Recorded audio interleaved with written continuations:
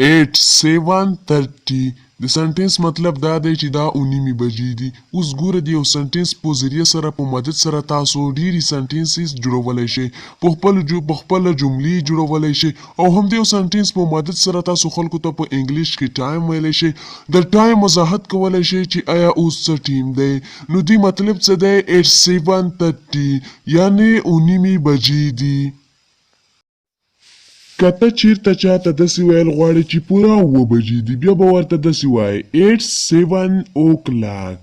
کله چې پکې تاسې o'clock واورېدو نو دا دې مطلب دا دی چې پوره 9 بجې دي یا 8 یا 9 او بیا تاسو ته پته لګي تاسو خلکو ته ویلی هم شئ. که چېرته تاسو داسې وایئ چې په باندې 9 بجې دي بیا به څه وایئ؟ بیا به داسې وایئ It's 7:15 په باندې 9 بجې دي. د after په ځای تاسو fast هم ویلی شئ لکه It's 7:15 په باندې 9 بجې دي. یو معنا لري کوم چې تاسو هغه استعمالولی شئ.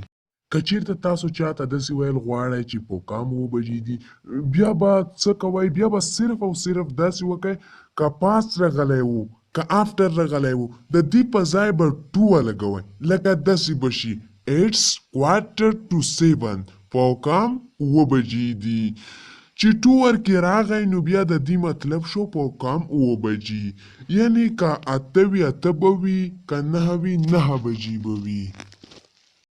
که چېرته تاسو چاته داسې ویل غواړئ چې 9 بجې دي نو بیا به څه ورته وایئ؟ نو بیا به داسې ورته وایئ چې It's 7:30 9 بجې دي.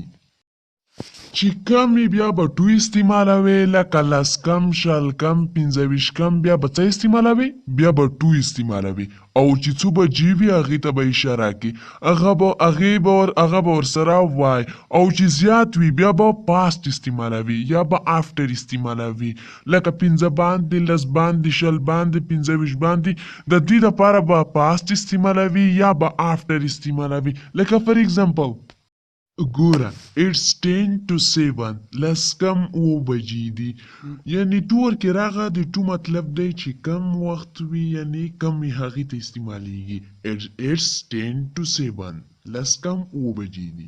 که چېرته تاسو داسې ویل غواړئ چې لاس باندې 9 بجې دي نو بیا به داسې وایه ګوره It's 10:07 لاس باندې 9 بجې دي.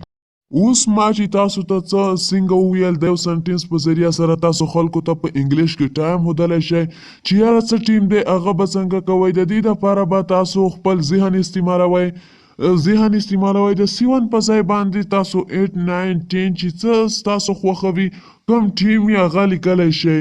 همدغه شان د 10 کم په ځای باندې تاسو 20 کم ویلی شئ 20 ویلی شئ 20 ویلی شئ. د دې دپاره به تاسو خپل ذهن نه کار اخلئ کوم ټیم چې وي بس د دې په ځای باندې هغه وایه او ستاسو کته کلیر. یو بل ډېر اهم ولډري کې استعمال کو کله چې تاسو په موبایل باندې یا دغسې څوک اواز درته وکړي چې راځه نو تاسو ورته ویلی شئ چې کمینګ مطلب دا دی چې در روان یم یا درغلم کمینګ. Look at this دا وګوره تاسو یو څیز ته اشاره کوئ چې دا وګوره چې در سره نږدې وي په انګلیش کې ویلی شئ چې look at this. که تاسو یو څیز ته اشاره کوئ چې هغه وګورئ تاسو نه لږ لیرې وي نو هغې دپاره بیا استعمالیږي look at that هغه وګوره look at that هغه وګوره. see around د خدای په امان د see around او د good bye هم د خدای په امان دواړه یو معنا لري خو د see around دا چې دا د خپلو ملګرو سره استعمالولی شئ.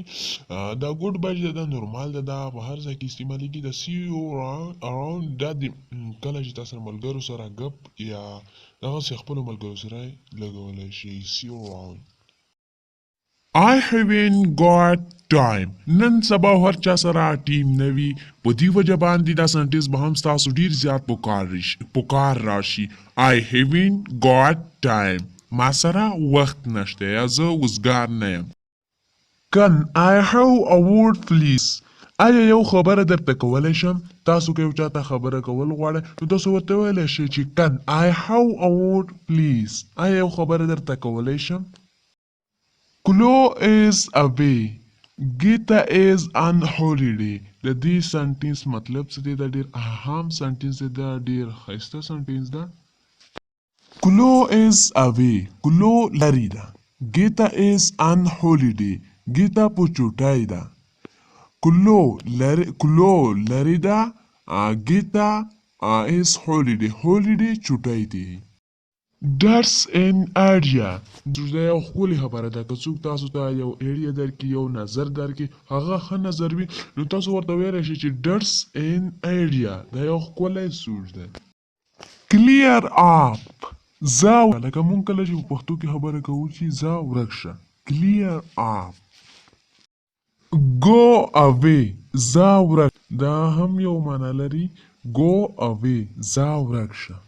زه امید کوم چې دا ډېرې مفیدې سینټنسې به ستاسې خوښې شوي وي. که چېرته تاسو دا په خپل کنورسیشن کې استعمال کړئ، خلکو سره په خبرو اترو کې، نو هغوی به حیرانه هم شي. دې سره سره به ستاسو انګلیس سټرانګ شي. نو که غواړئ چې انګلیسي زده کړه نوره هم وکړئ، انګلیسي زده کړه وکړئ، نو زموږ همدغه یوټیوب چینل هم در سره سبسکرایب کړئ او په خوا کې د ګنټۍ نشان وهي، بیا په آل باندې کلیک کړئ. یوټیوب چینل مو نه وه د هیله د سبسکرایب یې کړئ او د پیج هم در سره فالو او لایک کړئ.